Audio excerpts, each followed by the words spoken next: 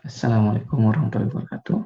Selamat datang di video ini. Video ini adalah merupakan video mata kuliah ekonomi sektor publik di Universitas Teknologi Sumbawa bersama saya Abdul Hadi Ilman.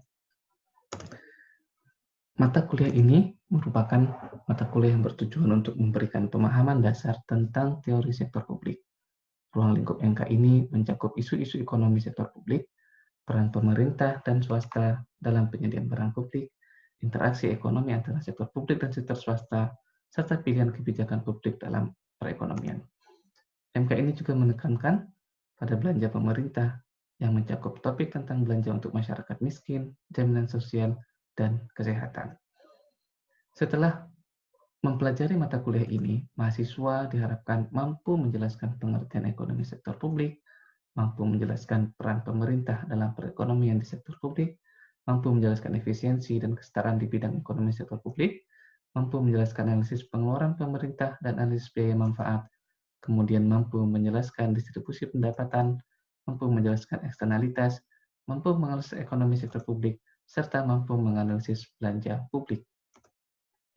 Nah, silabus atau materi yang akan diajarkan pada mata kuliah ekonomi sektor publik ini, yang pertama nanti adalah ekonomi sektor publik atau pengantar, kemudian yang kedua terkait dengan peran sektor publik atau pemerintah dalam perekonomian, kemudian efisiensi dan kesetaraan, barang publik dan barang lain, eksternalitas, pengambilan keputusan kolektif dan barang privat, analisis belanja pemerintah dan analisis biaya manfaat, distribusi pendapatan dalam konteks isu konseptualnya, kemudian belanja program untuk masyarakat miskin, jaminan sosial, serta belanja publik untuk kesehatan. Referensi yang digunakan dalam mata kuliah ini, yang pertama itu adalah Public Finance yang ditulis oleh Rosanna Harvey dan Ted Kayer, edisi ke-9 tahun 2010. Kemudian yang kedua itu adalah Economics of the Public Sector yang ditulis oleh Joseph Stiglitz, edisi ketiga tahun 2000, serta Public Finance Theory and Practice dari Michael Marlowe tahun 1995.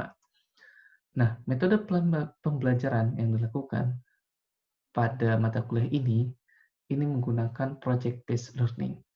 Kenapa? Karena mata kuliah ini dilakukan secara bersamaan dengan program desa binaan. Pada project-based learning ini, di awal atau di akhir nanti mahasiswa diharapkan membuat analisis mengenai ekonomi sektor publik pada level desa. Kemudian ruang lingkup analisis mencakup materi-materi yang terdapat dalam MK ini.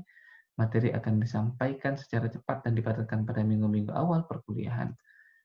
Kemudian mahasiswa dapat melakukan pendalaman materi secara mandiri dengan mengkaji sumber belajar utama, referensi yang tadi sudah disampaikan, atau sumber belajar lainnya baik dari buku lainnya atau internet.